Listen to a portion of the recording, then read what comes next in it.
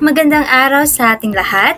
Ito na naman ang inyong binibining Jimmery. At ngayon ay tatalakayin natin ang patungkol sa semantics. So, ang semantics ay hakbang upang lubos nating maunawaan ang ating wika sa komunikasyon, sa paggamit nito at sa pagpapakahulugan nito.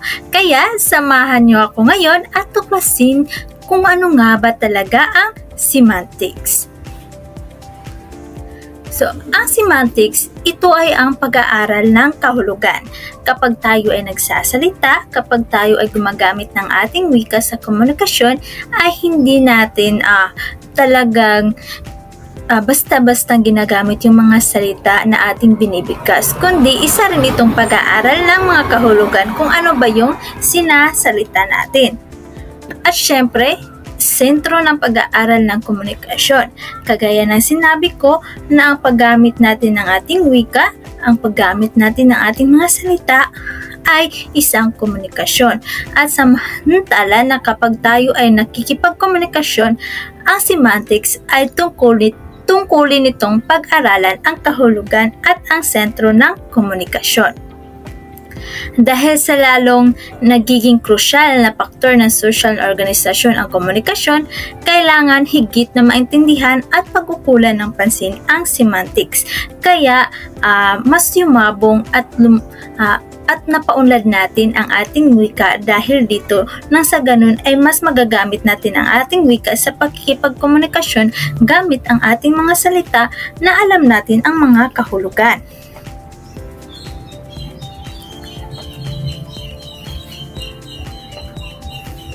So, ang semantics din ay sentrong daluyan ng iba't ibang larangan ng isipan at disiplina ng pag-aaral.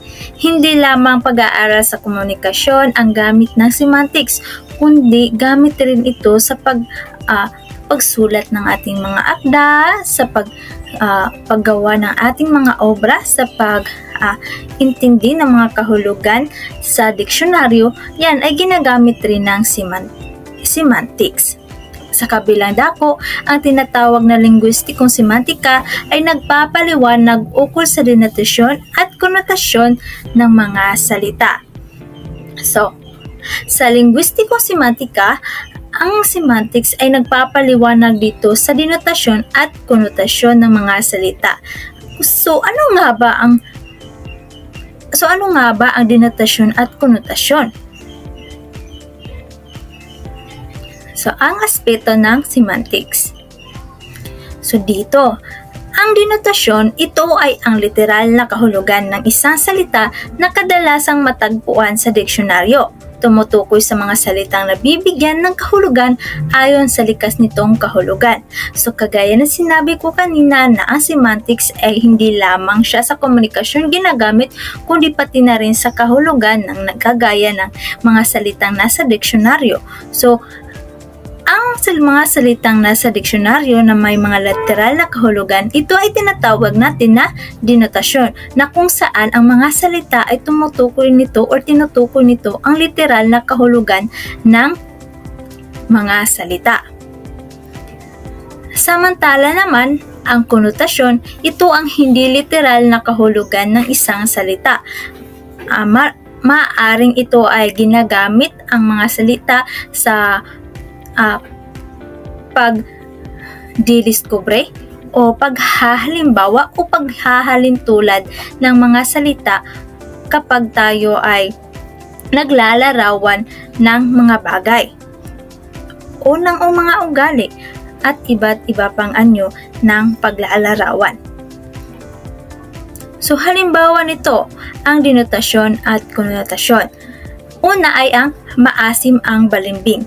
So, sa denotasyon, ang kahulugan ng balimbing nito ay ang literal na kahulugan nitong prutas dahil ang balimbing ay isang uri ng prutas. Samantala, ang konotasyon naman, ito ay nangangahulugan o naglalarawan siya sa isang tao na balimbing na kung saan ang kahulugan nito ay walang paninindigan.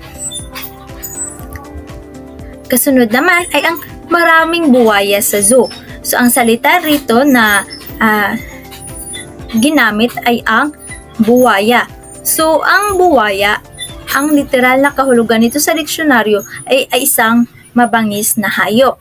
Samantalang sa konotasyon naman, ang buwaya ay ginamit upang ilarawan ang isang politika bilang kurap. Imbis na gamitin ang salitang literal na kurap, ay ginamit nila o dinaan ito sa buwaya na salita na kung saan maaring naglalarawan ito ng pagiging kurap.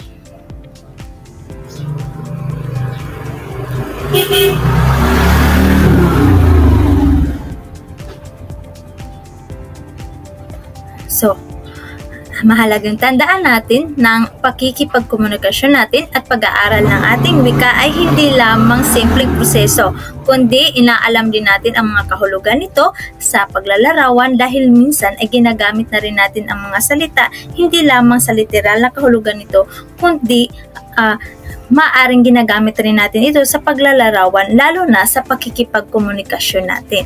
So yun lamang sa araw na ito. Maraming salamat sa pakikinig.